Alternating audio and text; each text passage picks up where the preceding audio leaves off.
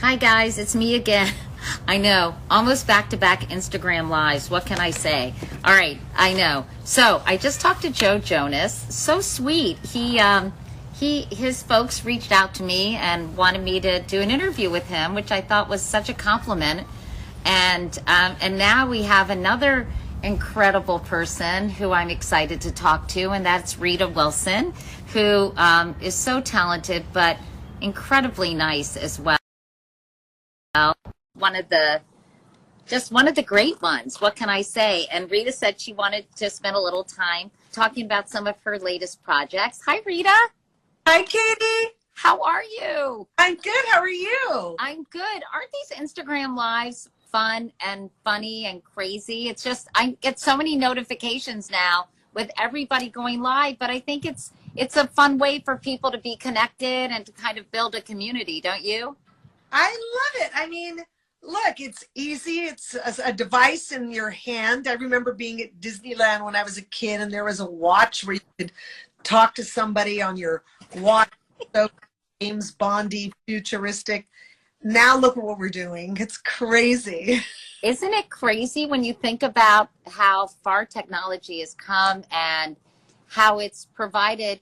I was saying to Joe Jonas, Rita, that I just talked to him. He's so sweet. Do you know him? I Oh, just he was at your table at the yes, breast cancer event. yes, they were at our benefit for the Women's Cancer Research Fund, and they're so great. They're so fun and so talented. Right? And so sweet and normal and unpretentious and just relaxed. I was so impressed by him. Yeah, same. And I saw you, of course. I was at the next table for that great event. And gosh, that seems like so long ago, but I was so happy to be there and support the great work that that organization does. Thank you. Thank you so much for being there. I really appreciate it. Of course. Well, you do so many wonderful things. And now you're, so tell me about this whole song. You did this rap when you and Tom were recovering in Australia, and it was amazing. Can I just say I was in awe of your rapping ability? Well, tell me where you came up with that idea, how you knew all the words to that, and what you're doing with it now. So a three-part question, Rita. Well, I would like to say that I can just look at any rap song and learn it immediately, but I don't have those learning skills. I actually had to learn hip hop array for a movie that I was doing called Boy Genius, and my character got to perform this song as part of a scene in a movie. And I just was like, oh my gosh, that would be really fun to do. But I also, that is one heck of a song. And so it took me a month to learn it. And it was like learning Shakespeare, but if you've never spoken English, because just everything about it was slang and rhythms and tempos and phrasing that was unlike anything I'd had any experience with. So I would learn it in like couplets, like 2 lines at a time.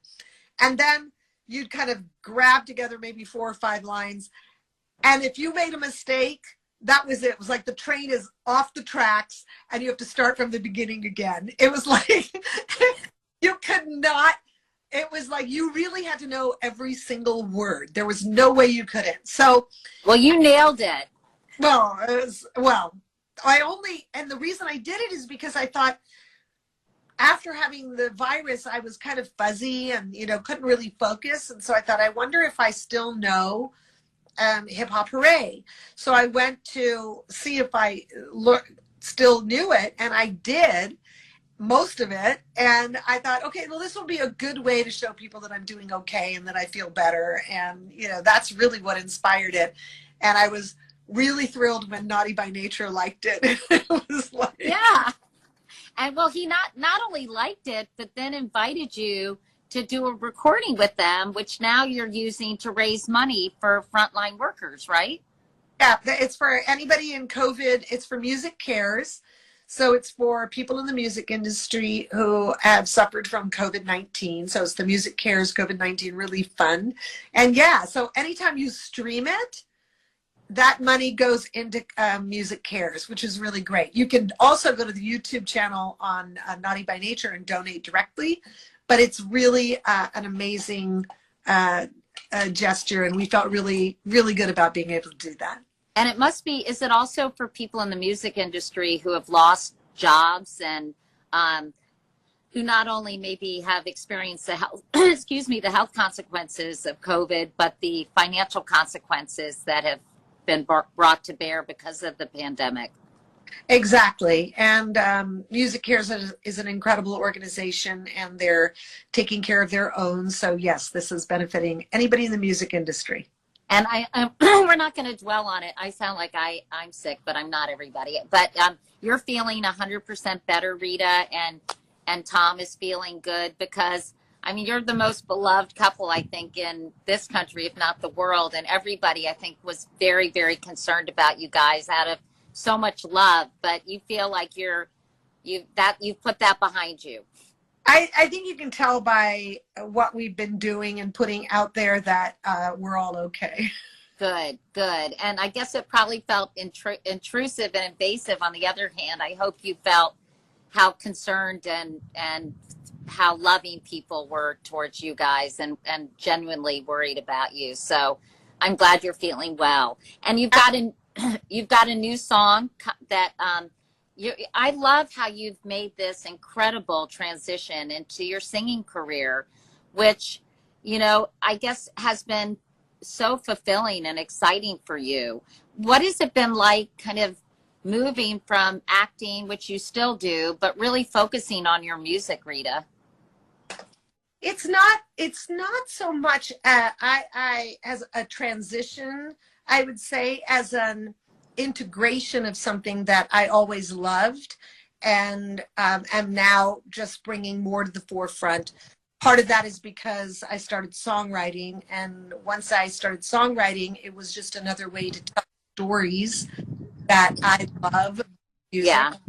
My own, or stories of other people and things that I've observed, like Where's My Country Song was really based on, it really was inspired by my mom and so many women like her that were homemakers and mothers, and they did these extraordinary things raising human beings, and sometimes didn't really get the appreciation or the spotlight that they should have gotten. And then I started thinking about women who are and always have been behind the scenes in our country, making our country run, from factories to agricultural workers to people in offices that we don't often see, but we making things happen. And it led me to the kind of reflection that sometimes in music, what I'm hearing is really about an idealized female, or, you know, like a bad bitch or something like that. And I wanted to explore writing from a point of view of someone that gets in a car and listens to her radio after a really hard day of work, and has almost like a meditation or a reflection on, well, why aren't they writing about me? You know, like, what song would that be like? And so that was the exploration, and the way that it kind of, the path that it took to become a song called Where's My Country.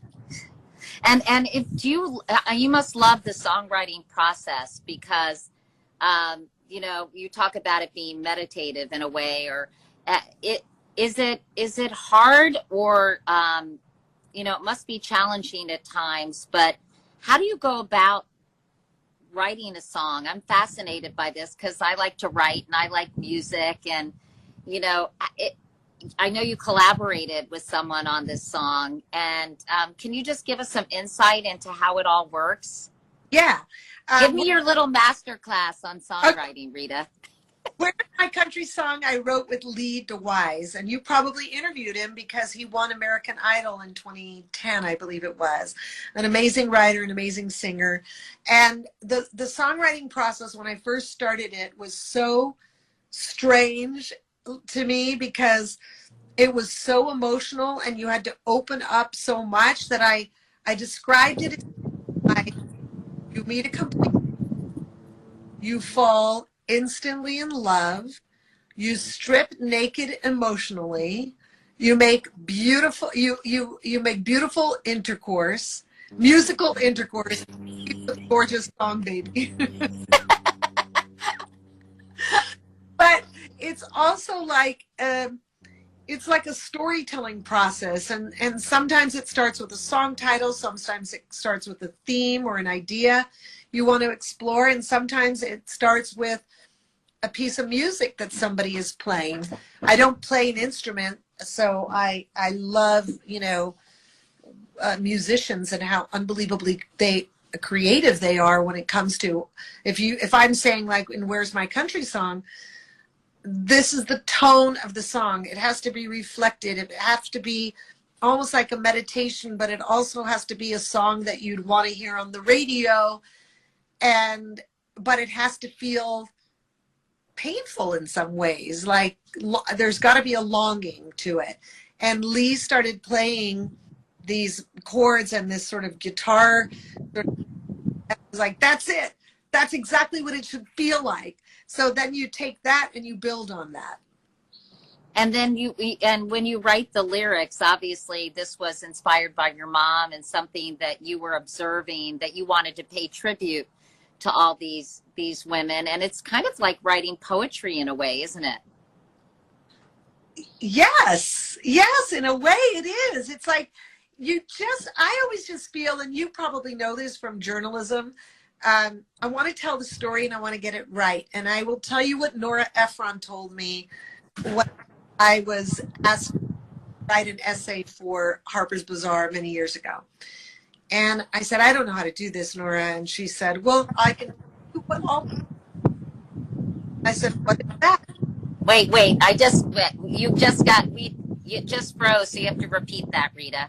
Okay. I will tell you what Nora Ephron told me about writing.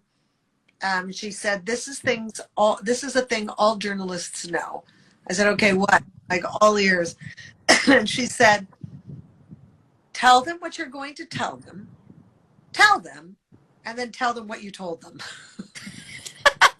That's very good advice, I guess. I'll have to think about that. But it's almost like a 3-act structure. It's like, here's what my story's about.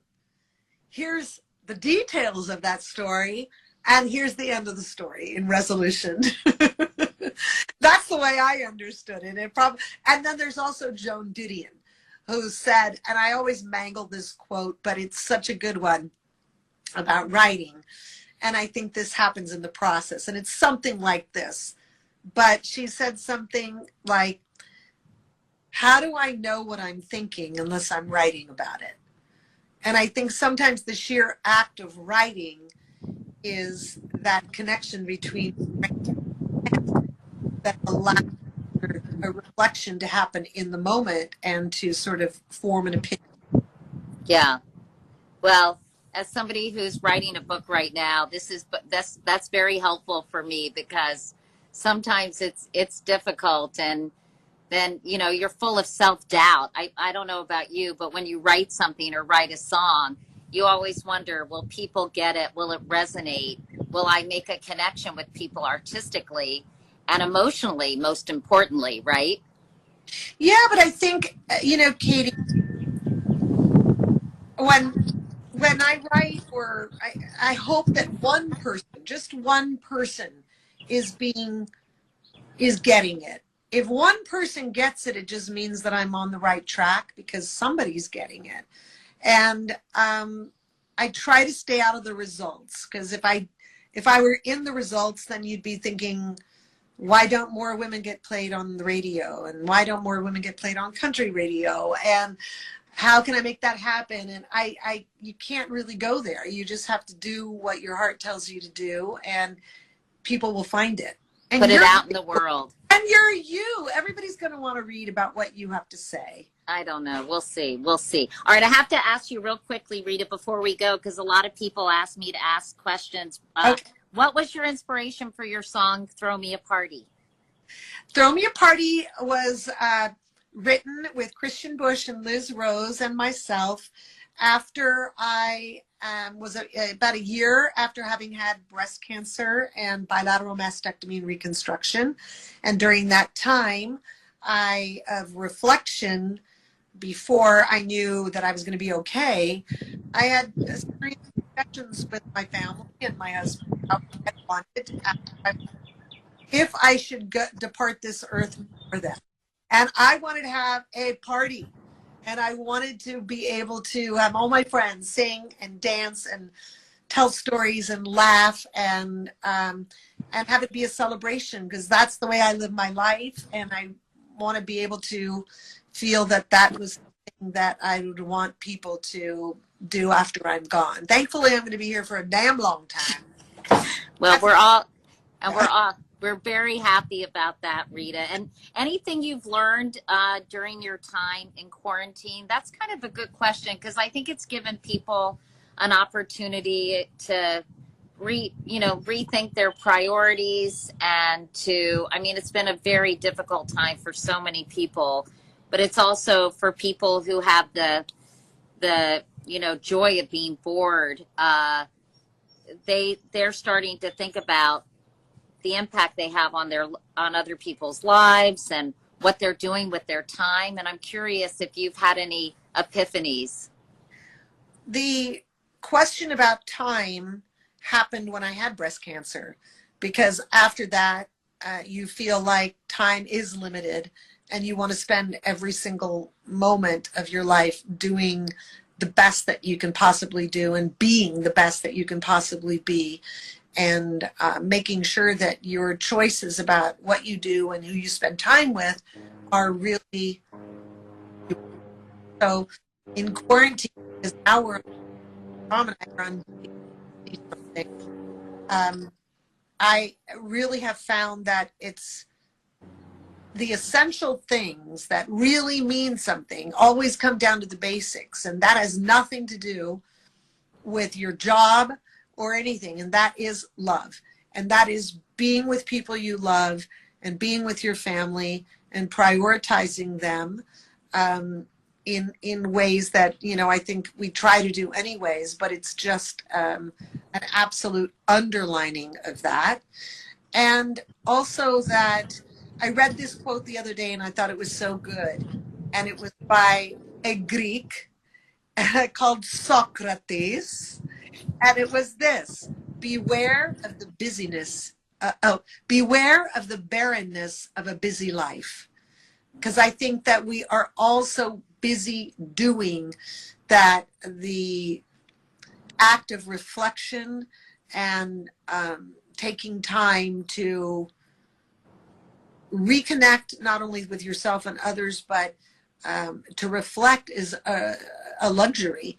So I hope that we don't lose that. I hope we don't lose the ability to reflect, whatever that is. Sometimes it's painful to go there, and sometimes through that pain you come out on the other side with a better way of looking at things. I like that. Beware of the barrenness of a busy life, because so many of us, I think, wear busyness as a badge of courage or badge of honor.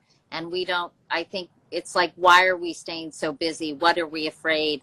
What is it about stopping that makes us afraid? So I think that's a great way to. It's alone with yourself. I think that's what's scary, being alone with yourself, and that can be a tricky thing under normal circumstances. And then if you add quarantine to it, it can be a scary thing. So that sort of reflection and being honest with yourself can be frightening. Yeah, I agree. Well, listen, give my love to Tom, and I'm so happy to talk to you. Congratulations on your new song, and thank you for raising money for Save the Music. Yes. Music Cares COVID-19 Relief Fund. Well, that was close. Music Cares COVID-19 Relief Fund. I know we were trying to get together with you and one of my favorite people, Nia Vardalos, but maybe another time when we're out on in California. We'd love to see you. And anyway, Rita, so great to see you, and Thank lots you. of love.